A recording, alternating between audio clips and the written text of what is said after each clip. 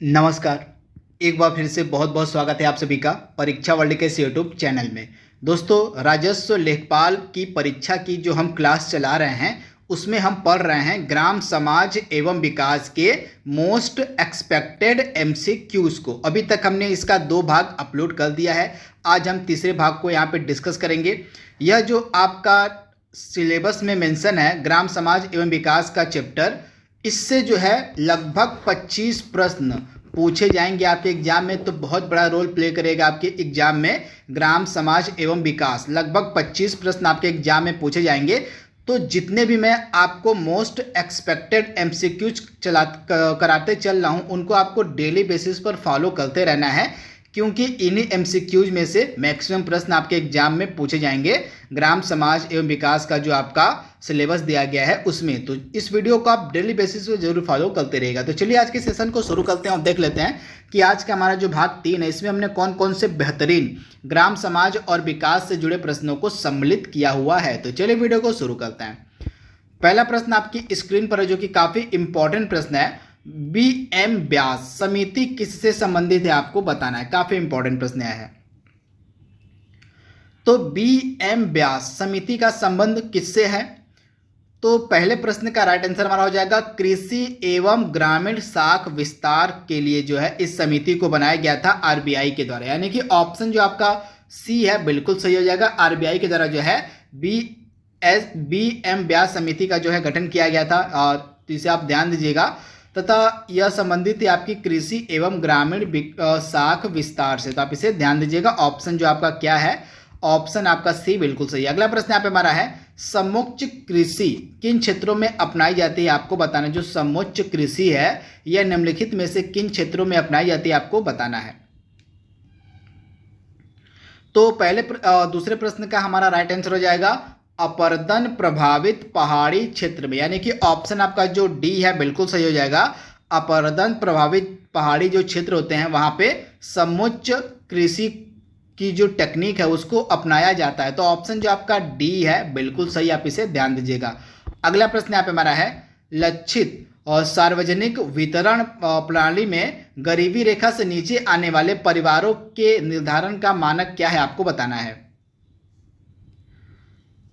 तो इसके अंतर्गत जो है वह परिवार गरीबी रेखा से नीचे रखे गए हैं जिनकी जो वार्षिक आय है 15,000 से कम है। तो इस योजना के अंतर्गत जो लक्षित सार्वजनिक वितरण सिस्टम की योजना प्रारंभ की गई थी, इसके अंतर्गत जो है जिनकी वार्षिक आय 15,000 रुपये से कम है उनको गरीबी रेखा से नीचे आने वाले परिवार के रूप में चिन्हित किया गया। तो आप इसे ध्यान दीजिएगा, जिनकी आय 15,000 रुपये से कम हो। तो आप इसे ध्यान दीजिएगा, भूलिएगा मत, काफ़ी इंपॉर्टेंट यह प्रश्न है। इसके बाद यह जो प्रोग्राम था, यह जो योजना थी लक्षित सार्वजनिक वितरण प्रणाली, इसको शुरू कब किया गया था? जून 1997 में। जून 1997 में जो है इस योजना को शुरू किया गया था। इस योजना के अंतर्गत BPL परिवार जो हैं उनको जो है बहुत ही कम दामों पर जो है अनाज जो है उपलब्ध करवाया जाता है। तो आप इसे ध्यान दीजिएगा। जून 1997 में इस योजना को प्रारंभ किया गया था। जिनकी आय वार्षिक आय 15,000 रुपये से कम उनको BPL की श्रेणी में रखा गया था। अब इसे ध्यान दीजिएगा। अगला प्रश्न यहाँ पे हमारा है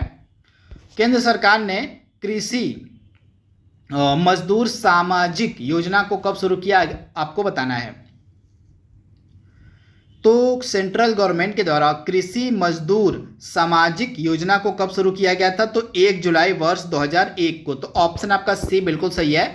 1 जुलाई 2001 को कृषि मजदूर सामाजिक योजना को शुरू किया गया। तो ऑप्शन आपका सी बिल्कुल सही है।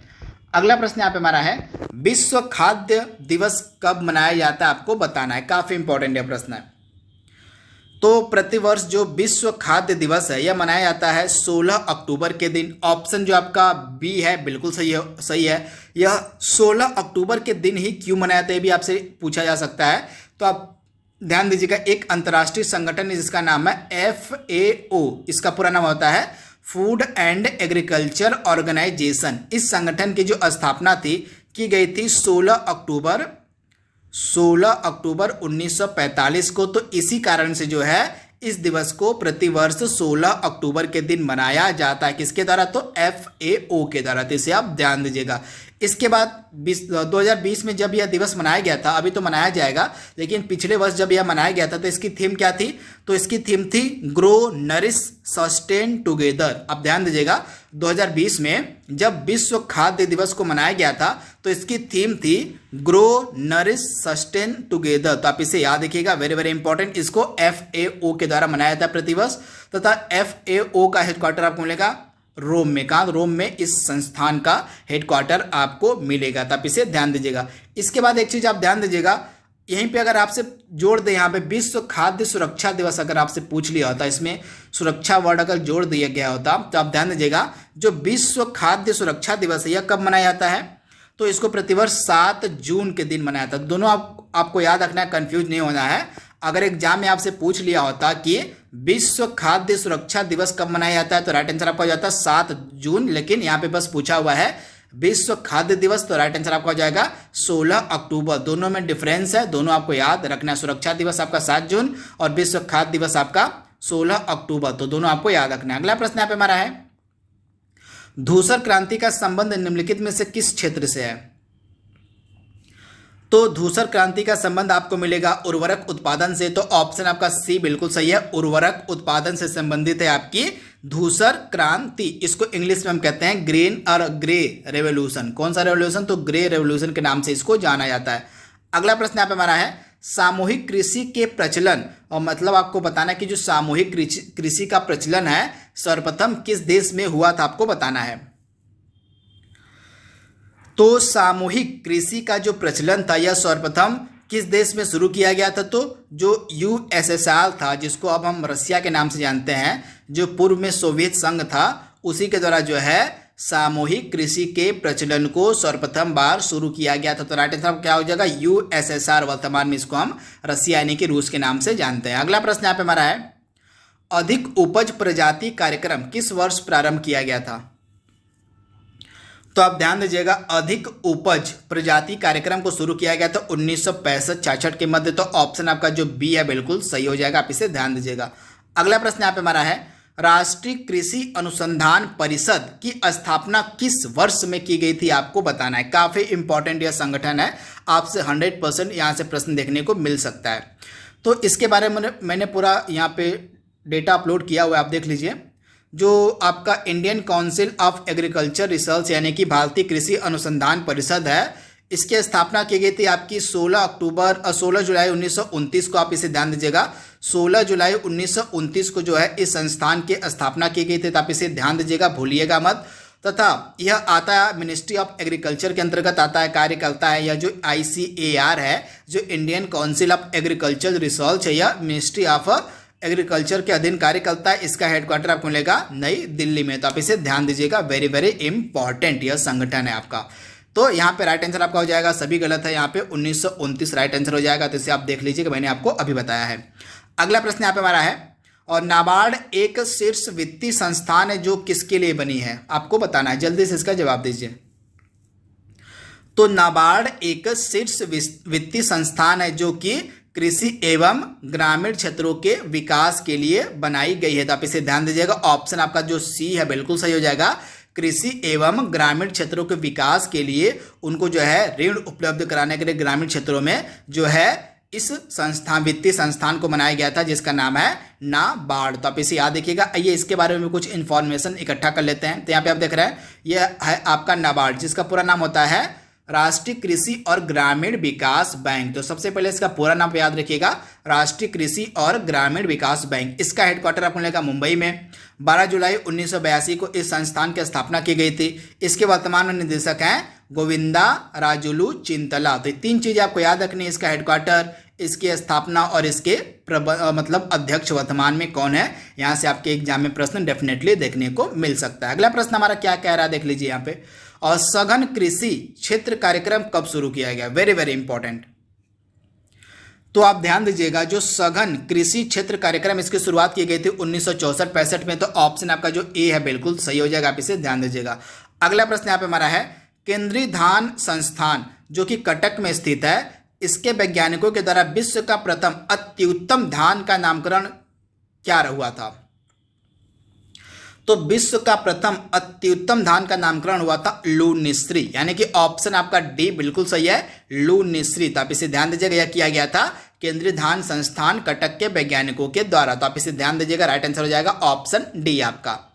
अगला प्रश्न यहाँ पे हमारा है, अंग्रेजों द्वारा सर्वप्रथम कहवा बागान कहाँ पे लगाए गए थे, आपको बताना है। तो अंग्रेजों के द्वारा सर्वप्रथम जो कहवा के बागान थे ये लगाए गए थे वायनाड जनपद में, यानी कि ऑप्शन आपका जो सी है बिल्कुल सही हो जाएगा, वायनाड जनपद में। यह आपको मिलेगा केरल में, यह एक जनपद है वायनाड, यहीं पे जो है अंग्रेजों के द्वारा सर्वप्रथम कहवा बागान लगाए गए थे। अगला प्रश्न यहाँ पे हमारा है, पूंजीवादी खेती किन देशों में प्रचलित है, आपको बताना है। तो आप ध्यान दीजिएगा, जो पूंजीवादी खेती है यह प्रचलित आपको मिलेगी ब्रिटेन और यूएसए यानी कि अमेरिका में। तो ऑप्शन आपका जो सी है बिल्कुल सही, आप इसे ध्यान दीजिएगा। अगला प्रश्न यहाँ पे हमारा है, बाढ़ प्रभावित क्षेत्रों में किस प्रकार की खेती की जाती है। 100% आपके एग्जाम में यह प्रश्न देखने को मिल सकता है, तो इसे आप स्टार बना लीजिएगा इसके ऊपर। तो बाढ़ प्रभावित जो क्षेत्र होते हैं यहाँ पे किस प्रकार की खेती देखने को मिलती है, तो दियारा खेती। ऑप्शन आपका जो बी है बिल्कुल सही है, दियारा खेती जो है बाढ़ प्रभावित क्षेत्रों में देखने को मिलती है। तो आप इसे ध्यान दीजिएगा। कृषि एवं लागत मूल्य आयोग की जो स्थापना है यह कब की गई थी, वेरी वेरी इंपॉर्टेंट प्रश्न। तो इसकी जो स्थापना है वर्ष 1965 में हुई थी। तो ऑप्शन आपका ए बिल्कुल सही है, वर्ष 1965 में कृषि एवं लागत मूल्य आयोग की स्थापना की गई थी। तो आप इसे ध्यान दीजिएगा, यहाँ पे आप देख रहे हैं और commission for agricultural cost and prices, English Hindi में इसको हम कहते हैं कृषि एवं लागत मूल्य आयोग। तो यहाँ पे आप देख रहे हैं इसकी स्थापना की गई थी जून 8, 1965 को। यह कार्य करता है किसके अंतर्गत, तो department of scientific research, ministry of agriculture and farmers welfare. तो आप इसे ध्यान दीजिएगा। और इसके बाद आपका है दिल्ली में इसका हेडक्वार्टर है, तो आप इसे ध्यान दीजिएगा, भूलिएगा मत। तो यह आपका है एग्रीकल्चरल कॉस्ट एंड प्राइसेस। तो आप इसे ध्यान दीजिएगा, इसकी स्थापना 1965। यह कार्य करता है आपका ministry of agricultural and farmer welfare के अंतर्गत। अगला प्रश्न यहाँ पे हमारा है, और निम्नलिखित में से किस भारतीय राज्य का कुल वन क्षेत्र सबसे कम यानी कि न्यूनतम है। तो आप ध्यान दीजिएगा, यह भारतीय राज्य है हरियाणा। हरियाणा का जो कुल वन क्षेत्र है वह सबसे कम है पूरे भारत में। तो ऑप्शन आपका जो बी है बिल्कुल सही हो जाएगा, हरियाणा। तो आप इसे याद रखिएगा। एरिया के मामले में सबसे ज़्यादा जो वन क्षेत्र आपको मिलेगा मध्य प्रदेश में, तो इसे भी आप ध्यान दीजिएगा। अगला प्रश्न यहाँ पे हमारा है, ट्राइफेड की जो स्थापना यह कब की गई थी, सिंपली आपसे पूछा जा रहा है। तो भारतीय जनजाति सहकारी विपणन विकास परिषद, जिसको शॉर्ट फॉर्म में हम ट्राइफेड के नाम से जानते हैं, इसका पूरा नाम आप याद रखिएगा। पूरा नाम भी कई बार एग्जाम में पूछ लिया जाता है, तो इंग्लिश में इसका पूरा नाम यहाँ पे दिया गया है और हिंदी में यहाँ पे दिया गया, तो दोनों आप ध्यान दीजिएगा। यहाँ पे मैंने अपलोड भी किया हुआ है इसके बारे में इन्फॉर्मेशन। तो यहाँ पे आप देख रहे हैं, tribal cooperative marketing development federation of India, TRIFED, यह किसके अंतर्गत आता है, तो मिनिस्ट्री ऑफ ट्राइबल अफेयर्स के अंतर्गत आता है, जिसके मंत्री अर्जुन मुंडा। तो इसे आप ध्यान दीजिएगा। इसकी स्थापना 1987 में की गई थी। इसका हेडक्वार्टर आपको मिलेगा न्यू दिल्ली में। तो इतनी सारी चीज़ें आपको याद रखनी है, कब इसकी स्थापना की गई थी ट्राइफेड की, इसका हेडक्वार्टर कहाँ पे है और यह किस मंत्रालय के अंतर्गत कार्य करता है। तो इस 3 चीज़ें आपको याद रखनी है। अगला प्रश्न यहाँ पे हमारा है, देख लीजिए। तो यह लास्ट प्रश्न हमारा था आज का, जो हमारा तीसरा भाग था मोस्ट एक्सपेक्टेड एमसीक्यूज का, जो ग्राम समाज एवं विकास के ये प्रश्न सभी हैं। आई होप यह वीडियो आपको पसंद आएगा। जल्दी मिलेंगे हम इसके अगले भाग में, तब तक के लिए thank you, thanks for watching, thank you.